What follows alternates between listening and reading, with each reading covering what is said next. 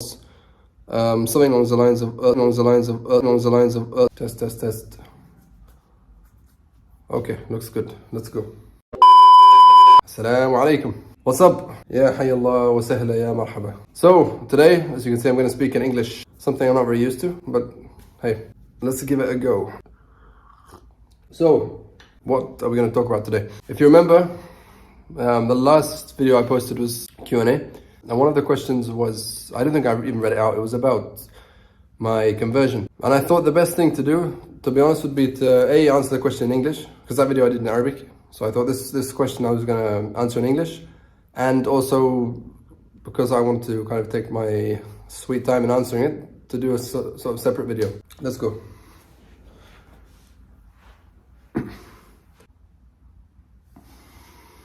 What was the actual question? The question was something along the lines of, why did you convert to Islam? To be honest, I can't even remember the question. Anyway, at least I remember what I wanted to say, which is this video. So, to kind of give you a background, I guess before I talk about how and why and when I converted and all that stuff, I need to give you a background so you know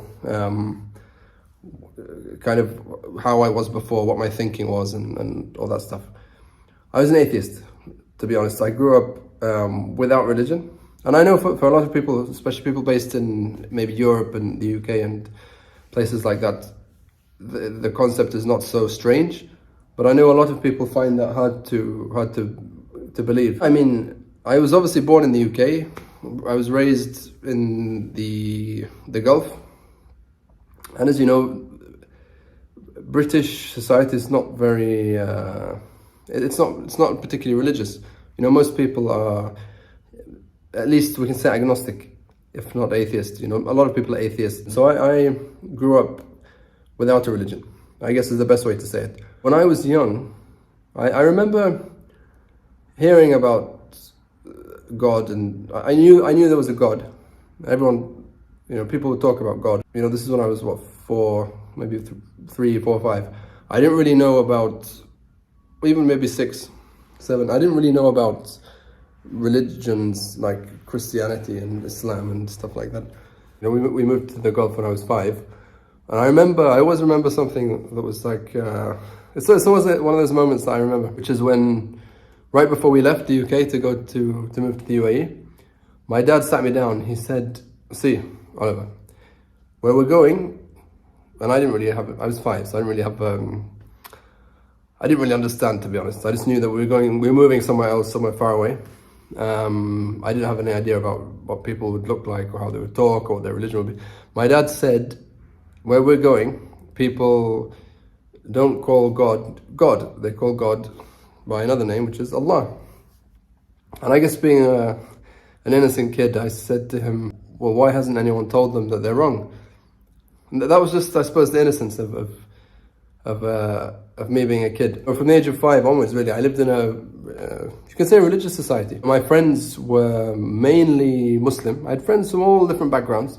Most of them were Muslim, I would say. And so I kind of had that exposure to Islam, but it was very, very basic. I knew things like, I knew Muslims, you know, fast in Ramadan, they pray 5 times a day. Muslim women wear hijab, these kind of things. But my religious understanding wasn't very deep. Yeah, when I was about 11, 12, you know, up until that point, I'd always just kind of assumed I was a Christian. That was what I knew.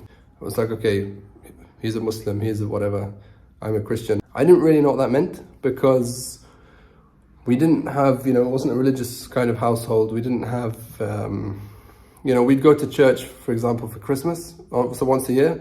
And even that was very social.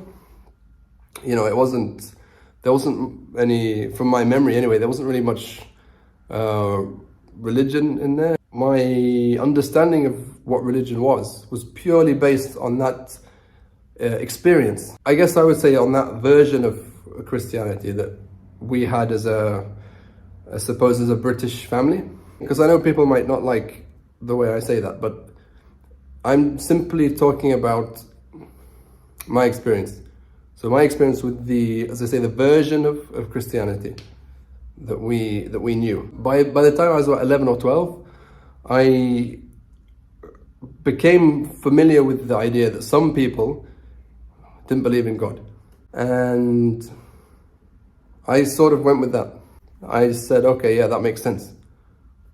Because, as I say, although I knew about God before and I believed in God, I didn't really know what that meant. You know, I didn't know who God was or any of these things. But I suppose it was because atheism for me there filled the gap. I remember when I was at school with a lot of Muslims. As I mentioned, my friends, most of them were Muslim, especially during those years. So when I would talk to them about this and say, I don't believe in God, to them that concept was, they said, oh, how is that? You know, how? What do you even mean? But anyway, that was the way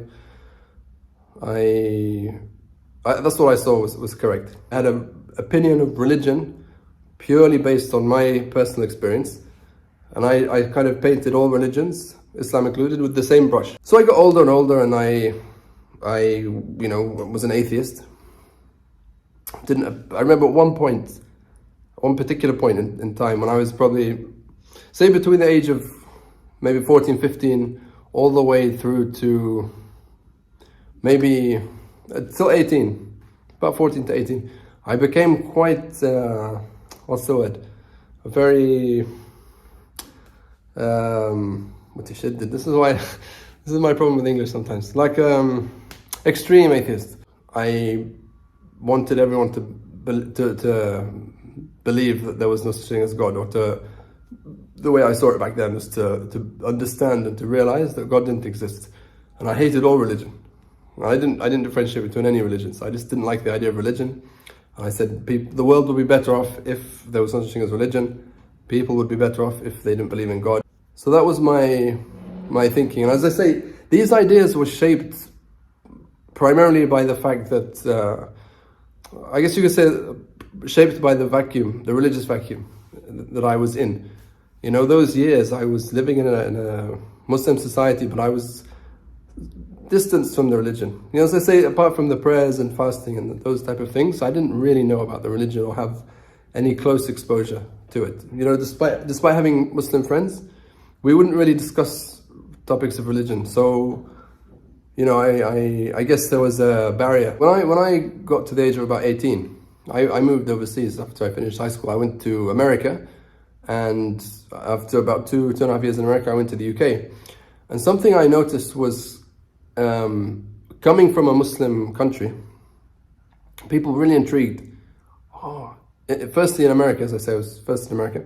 So people there were intrigued about where I came from and what the culture was like, how the people were, and obviously the religious aspect. You know, how is it like? What's it like living with Muslims? There was a lot of curiosity and, you know, lots of ideas. You know, people would ask, but they would also ask loaded questions. You know, I'd be asked about the hijab, I'd be asked about women's rights, I'd be asked about all kinds of things. Coming from where I was living, from Oman, I was in Oman, you know, Muslim country, Muslim society. I got dropped in America. Huge culture shock. And, you know, I'll say one thing, and this was my thinking even back then, despite being an atheist, an extreme atheist. My experience with Muslims had always been a very positive experience. I'd been raised in Muslim countries, and, you know, my family and I never had any issues whatsoever. We were never made to feel as if we weren't welcome because we weren't Muslim. We were never made to feel that we needed to become Muslim or anything like that. So I always had positive things to say about Muslims. And I remember when confronted by people with mainly those loaded questions about Muslims or about Islam, I would always find myself defending Muslims and defending Islam, even though I didn't really have much knowledge of the religion. And so this, as I say, was in America. Then when I went to the UK about two and a half years after that, exactly the same. Lots and lots of questions. Questions about the culture, questions about the language, but also questions about the thing that I didn't really know about, which was the religion. By this point, I was, I suppose, having been away for two and a half years, I was used to the questions. I knew what kind of questions I get asked. But I remember at one point I said to myself, it doesn't really make sense that I'm sitting here and defending this religion, Islam, when I don't really know what I'm talking about. I don't know about the religion in depth. You know, I can't tell you what the Quran says about the hijab or this or this or that. You know, I'm talking purely from a, what's the word I'm looking for? Atafi. I'll put the translation. So based on my own experience. So obviously that's not on. So here my interest in learning or learning about Islam started. I was an atheist. I had no intention of converting. If you'd asked me back then if I was going to convert to Islam, I'd say no way. I don't even believe in God, so it's never going to happen. That's what I would have said. Anyway, so what did happen? I started reading a lot. I had a particular friend who I spoke to about, I discussed a lot of these topics with. And I'd do so much asking. I would ask, mainly about the kind of controversial topics, women's rights, hijab. So many things became clear to me, obviously from reading, but also from speaking to people. People would say, okay, we do this because this, or we believe this because this, or we don't do this because so on and so forth. So I discovered that there were reasons behind a lot of the, I guess we can say, rulings in Islam. Why we do certain things, why we don't do certain things. So that certainly got me interested. I started to realize that this religion, Islam, was a lot more, logical than I thought. Not everything in Islam is logical. There are things we don't know and we don't see. We don't know the reason behind everything. We don't know why we pray 5 times a day. We don't know why we pray Salat al-Fajr prayer at whatever time. But at least I started to see that there were many things that were logical. I discovered some amazing things. I discovered that Islam wasn't the kind of backward, anti-science cult, or whatever you want to call it, that I thought it was. Not Islam in particular, but as I say, I painted all religions with the same brush. So I believed that all religions were sort of anti-science and, as I say, backward and so on and so forth. So I discovered that Islam wasn't. Islam, on the contrary, that really changed my opinion of Islam. I guess that the thing that really made me love Islam and want to be a Muslim was when I realized that Islam was really is really a complete religion, in the sense it governs everything we do. When we wake up, to how we conduct financial transactions, even how we divide a will, Islam encompasses everything. And as I say, comparing to, and once again I'll use the expression, the version of Christianity that I knew, there was no comparison. You can't compare it. I think that's when I realized I'd been wrong about religion.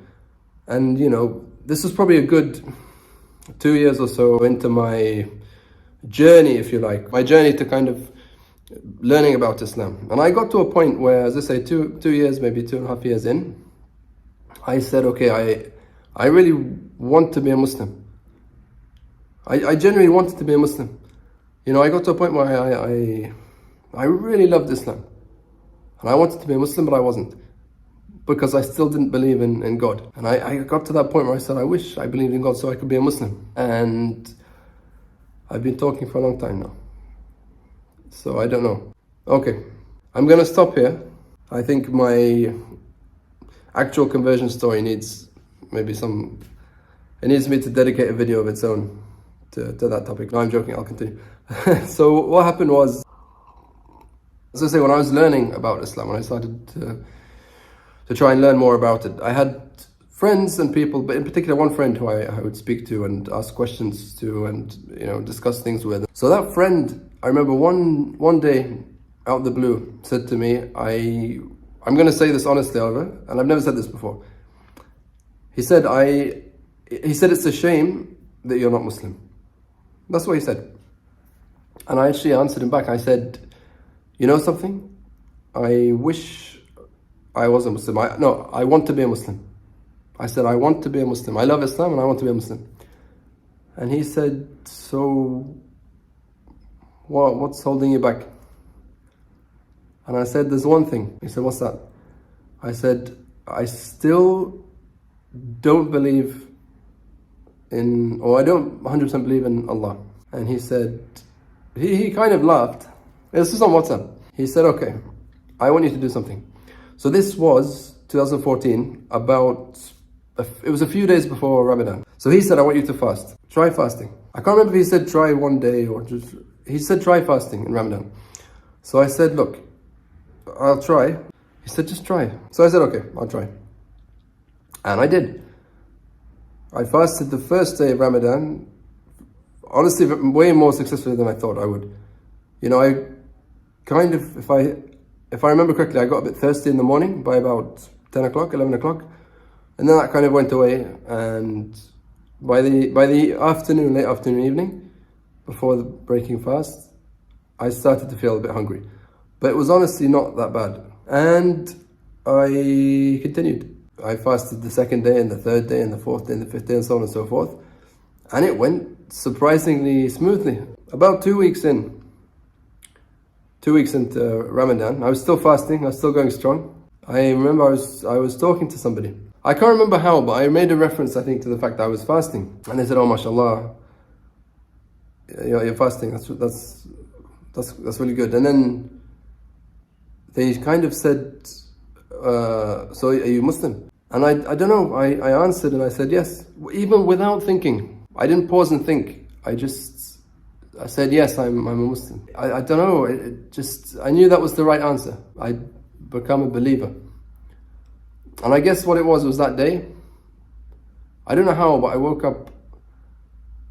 up that morning and something felt different. I knew something had changed without really realizing or understanding at that time. And then when I was asked by that person and then subsequently answered them and said I'm a Muslim, I knew then what had happened. I realized I'd become a Muslim. I had started to genuinely believe in Allah. Everything felt complete. And as I say, now looking back, I don't know how I lived as a non-Muslim. Something so fundamental was missing from my life. MashaAllah. That's my story, my conversion story in a nutshell. Just a favor to ask, if you don't mind, of course, to like the video, drop a comment, share the video, and to subscribe to the channel. Jazakumullah khair, and I will see you soon, inshallah.